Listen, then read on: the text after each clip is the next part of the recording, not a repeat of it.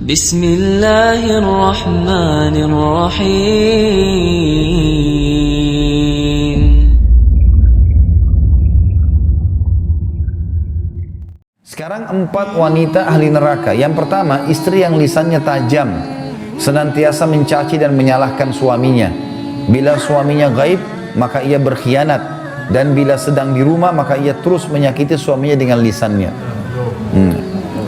Jadi harusnya hati-hati.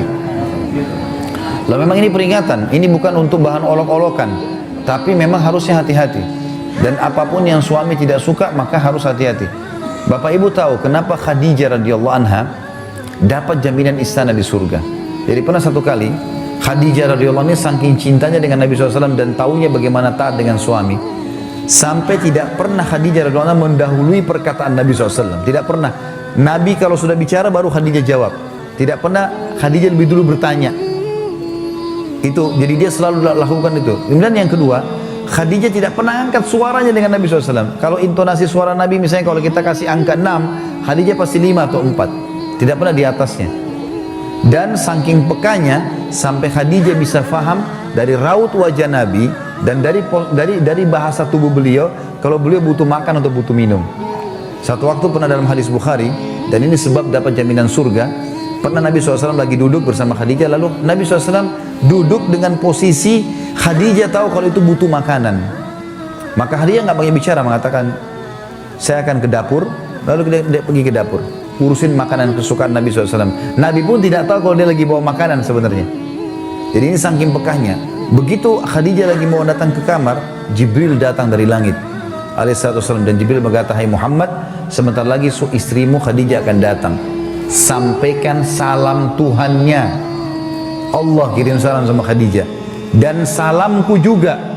Jibril kirim salam. Ini lihat ibu-ibu luar biasa. Salamku juga sama dia, dan sampaikan kepadanya berita gembira kalau dia akan dapat istana di surga. Gara-gara apa? Pelayanannya sama suaminya nih. Istana di surga yang terbuat dari mutiara dan tidak ada keributan di dalamnya. Kenapa tidak ada keributannya? Karena memang luar biasa. Khadijah pun tidak pernah buat ribut dalam rumah tangganya. Maka Allah berikan itu. Makanya ini poin penting harus digarisbawahi. Dan yang paling berbahaya memang dari perempuan, ibu-ibu hati-hati lisannya. Kontrol lisan. Karena kapan intonasi suara dan kalimat ini keluar kasar, ibu sedang hadapin suami. Laki-laki itu kalau digunakan kelembutan, dia akan menaungi. Ibu gunakan kekasaran, dia akan hadapi seperti hadapi laki-laki. Ibu jangan marah banting piring. Kalau banting piring satu, suami banting satu rak. Ya. Ibu nggak usah mau gaya-gaya pukul pintu, dia bisa robohin pintu, gitu kan. Nggak usah pakai kekerasan, karena laki-laki lebih kuat. Tapi ibu Allah kasih kalimat, suaranya ibu lebih lembut, ibu punya perasaan, ibu punya air mata, gitulah ya. Jangan yang lain. Nggak usah pakai cara laki-laki, berbahaya. Yang kedua adalah istri ahli neraka ya. Perempuan, istri yang membebani suaminya di luar kemampuannya. Ibu tahu nggak, subhanallah, ada penelitian Bapak Ibu sekalian, banyaknya terjadi masalah laki-laki yang koruptor, ada masalah apa segala, di belakangnya istrinya. Penelitian itu, secara global persentase terbesar laki-laki yang buat kriminal dan kesalahan di belakangnya ada istrinya.